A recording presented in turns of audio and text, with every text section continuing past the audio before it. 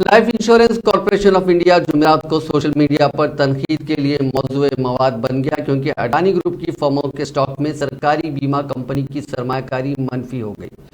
मजलिस इत्तेहादुल मुस्लिमीन के सरबराह और हैदराबाद के रुकन पार्लियामेंट असदुद्दीन अवैसी ने जुमेरात को कहा कि बीमा करने वाला एक आदमी की दोस्ती की खातिर आम आदमी की बचत को खतरे में डाल रहा है। उन्होंने कहा कि जैसे हैदराबाद में बोला जाता है पूरा कुप्पा कर दिए।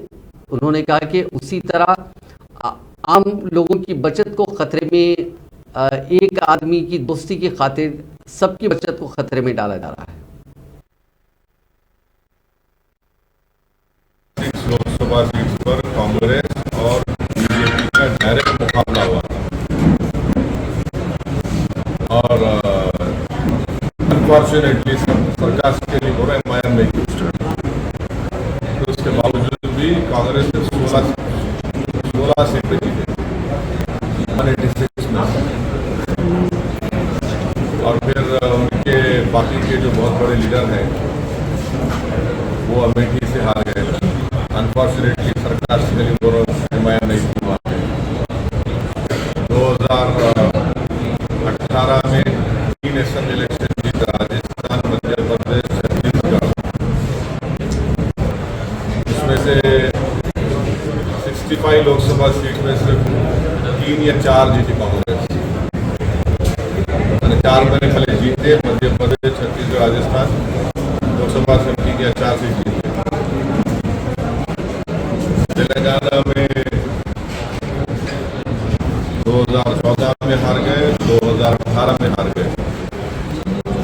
महाराष्ट्र में 15 साल हुकूमत करे, आज नंबर 4 की पार्टी वहां पर है।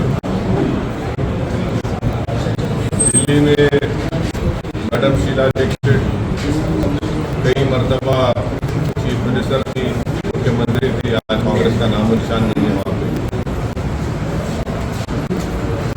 तो वो बोल रहे हैं शायद नहीं मालूम, शायद उसके पास ज़्यादा इंफॉर्मेशन होगी। मेंबर ऑफ पार्लियामेंट उस 2 दिन के नेशनल कन्वेंशन के जिम्मेदार हैं और ऑर्गेनाइजिंग कमेटी के वो चेयरमैन हैं और पूरे हमारे स्टेट से जहाँ जहाँ एमआईएम पार्टी के प्रेसिडेंट हैं, डिस्ट्रिक्ट प्रेसिडेंट हैं, कॉरपोरेटर्स हैं, एमएलएज हैं, तो पूरे तकरीबन स्टेट से लोग आएंगे वहाँ पर। 2 दिन की कन्वेंशन है। 25 तारीख को एक meeting. Telangana Congress legislature party के लीडर भट्टी विक्रमार्का ने यूथ कांग्रेस लीडर तोटा पवन की अयादत की, जो बीआरएस कारकुनों के हमले में जख्मी होने के बाद अपोलो अस्पताल में जेर इलाज हैं। उन्होंने डॉक्टरों से पवन की सेहत के बारे में दरियाफ्त किया। बाद अज़ां भट्टी विक्रमार्का ने अस्पताल के बाहर मीडिया से बात करते हुए कहा कि इस मुल्क में जहां हर सियासी पार्टी को आज़ादी के साथ इंतखाबी मुहिम चलाने का हक हासिल है, वहीं बीआरएस के कारकुनों की तरफ से यूथ कांग्रेस लीडर पर हमला इंतहाई मजम्मत की बात है। उन्होंने पवन पर हमले की सख्त मजम्मत की और पुलिस कमिश्नर से मुतालबा किया कि इस हमले के पीछे जो भी हैं उनके खिलाफ कानूनी कार्रवाई की जाए। దాడి తోట పవన్ మీద జరిగిన దాడి మీద అపోలో హాస్పిటల్లో చూసి రావడం జరిగింది. అబ్బాయికి సర్జరీ కూడా జరిగింది. ఇంకా ఆ రోజు కనపడే ఎన్నో దెబ్బలు ఈప్ మీద కానీ భుజం మీద కానీ చాలా దెబ్బలు తగిలినాయి. ఆ రోజు కమిషనర్ గారికి మేము మెమోరాండం ఇస్తే వాళ్ళని అరెస్ట్ చేసినామని చెప్పినారు. కానీ ఈరోజు ఎఫ్ఐఆర్లో పెట్టిన పేర్లు చూస్తుంటే రంజిత్ రెడ్డి, విజయ్ అని అంటే మెయిన్ కీలక పాత్ర పోషించే వాళ్ళిద్దరినీ కాకుండా పక్కన ఉండేటువంటి వాళ్ళని ఈరోజు దానిలో పెట్టినారు. వెంటనే ఎవరైతే వినయ్ భాస్కర్కి సంబంధించినటువంటి రంజిత్ రెడ్డిని, విజయ్ని వెంటనే వారిని అరెస్ట్ చేయాల్సిన బాధ్యత పోలీసు యంత్రాంగం మీద ఉంది.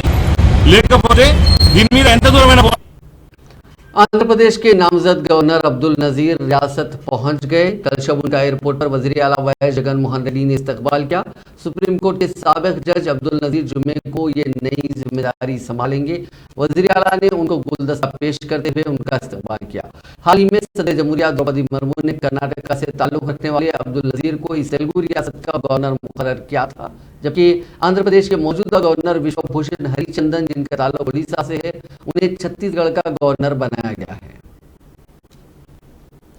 सिकंदराबाद रेलवे स्टेशन पर कल शाम किसी ने बम रखने की झूठी इत्तला दी थी। एक नामालूम शख्स ने पुलिस कंट्रोल रूम को फोन किया और धमकी दी कि बेलगावी एक्सप्रेस में बम नस्ब किया गया है। इसके फौरी बाद पुलिस और रेलवे का अमला रेलवे स्टेशन पहुंच गया और डॉग स्क्वाड के साथ चेकिंग की। बेलारी ट्रेन को तकरीबन आधे घंटे तक तलाश करने के बाद भी बम न मिलने पर पुलिस ने राहत की सांस ली।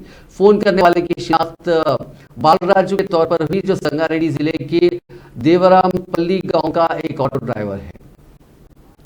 शमशाबाद एयरपोर्ट पर बड़े पैमाने पर सोना सुडानी बाशिंदों के पास से जब्त किया गया। एयरपोर्ट के कस्टम्स के हुक्काम ने फ्लाइट नंबर G9458 के जरिए आज सुबह की अवलीन सातों में सूडान से बराह शारजा तेलंगाना के दारुल हुकूमत पहुंचे उन 23 मुसाफिरीन को पकड़ा, जो तमाम खवातीन हैं। उनके लगेज की जांच पर जुमला 14,415 ग्राम सोने का पता चला, जिसकी मालियत 7 करोड़ 90 ग्राम माफ कीजिएगा, इसकी मालियत 7 करोड़ 90 लाख रुपए बताई गई है। इनमें से 4 मुसाफिरीन को गिरफ्तार कर लिया गया है और 14,906 ग्राम सोना जब्त किया गया।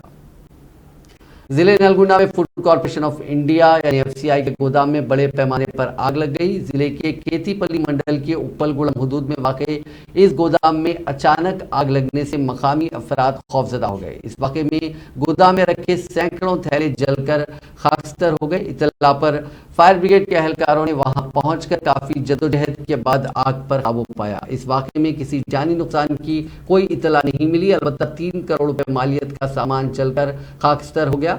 इस वाक़े की वजह मालूम ना हो सकी। बीवी के एक और टीचर के साथ नाजायज ताल्लुकात पर शोहर ने दोनों को रंगे हाथों पकड़ने के बाद उनके हाथ रस्सियों से बांधकर गांव में उनकी परेड करवाई। बाद उनको पुलिस के हवाले कर दिया गया। ये वाक़या तेलंगाना के जिले मुल्क में पेश आया। तफसीलात के मुताबिक के नागेंद्र, जो जिला परिषद हाई स्कूल मंगापेट मंडल मुस्तकर में फिजिकल साइंस और बायो साइंस स्कूल असिस्टेंट के तौर पर खिदमत अंजाम देता है, उसके नाजायज ताल्लुकात एक और टीचर से हो गए। इस खातून टीचर का शोहर, जो कांस्टेबल के तौर पर काम करता है, उसने अपनी बीवी को नाजायज ताल्लुकात पर इंतबा दिया। ताहम उसकी बीवी ने उसकी कोई परवाह नहीं की, जिस पर उसके शोहर ने अपनी बीवी और नागेंद्र को रंगे हाथों पकड़ लिया और उनको पुलिस के हवाले करने से पहले उनके हाथ रस्सियों से बांधकर गांव में उनकी परेड कराई। रियासत तेलंगाना के वनपर्ती में हुए खौफनाक सड़क हादसे में एक नौजवान जाँ बहक हो गया, जबकि उसका साथी जख्मी बताया गया। वनपर्ती शहर के कपड़े के ताजिर मोहम्मद फैयाज क्रेजी फैशन के नाम से इनकी दुकान है।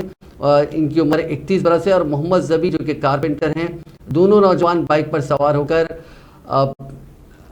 ये दोनों आ रहे थे कि वनपर्ती शहर के तिरुमला गुट्टा के करीब मुखालिफ सिंध से आने वाली बोलेरो गाड़ी ने उनकी बाइक को टक्कर दे दी। इस हादसे में MD जबी का इंतकाल हो गया। मैयत को पोस्टमार्टम के लिए वनपर्ती सरकारी अस्पताल मुंतकिल किया गया और मोहम्मद फैयाज, जो शदीद तौर पर जख्मी हो गए, मकामी सरकारी अस्पताल में इब्तदाई तिब्बी इमदाद करके बेहतर इलाज के लिए हैदराबाद मुंतकिल कर दिया गया। वनपर्ती रूरल पुलिस स्टेशन में इस सिलसिले में मुकदमा दर्ज किया गया। हादसे पर मकामी अफराद में गम की लहर दौड़ गई है। मुस्लिम यूथ के तंजीमों और दीगर सियासी और समाजी कायदीन ने गहरे रंज का इजहार किया।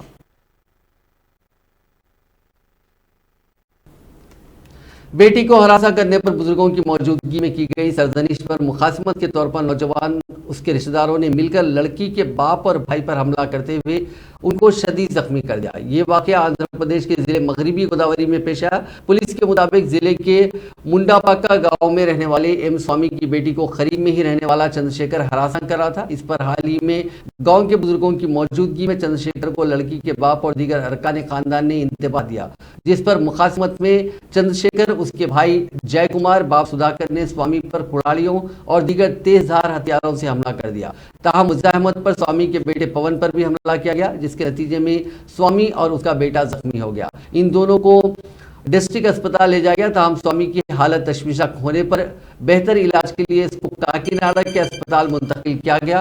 पुलिस मुलजिमीन को पुलिस ने गिरफ्तार कर लिया। आदिलाबाद जिले में बड़ी तादाद में गांजा जब्त किया गया। जुमेरात की सुबह आदिलाबाद पुलिस ने 92 किलोग्राम गांजा जब्त किया, जिसको जिले के उटनूर से गैर कानूनी तौर पर महाराष्ट्र के अमरावती ले जाया जा रहा था। पुलिस ने ममनुआ शय मुंतकिल करने वाले 3 बैन रियासती मुलजिमीन को गिरफ्तार कर लिया। एसपी उदय कुमार रेड्डी ने बताया कि उटनूर के मोहम्मद सद्दाम, रहमान खान, पवार राजू और श्रीकर आंध्रा और उड़ीसा से कम कीमत पर गांजा खरीदकर महाराष्ट्र में महंगे दामों पर फरोख्त कर रहे थे। उन्होंने बताया कि जुमेरात की सुबह 4 मुलजिमीन को 2 कारों में 92 किलोग्राम गांजा गैर कानूनी तौर पर ले जाते हुए पकड़ा गया। नाज़रीन, इस न्यूज बुलेटिन में बस इतना ही। आप देखते रहिए INN चैनल।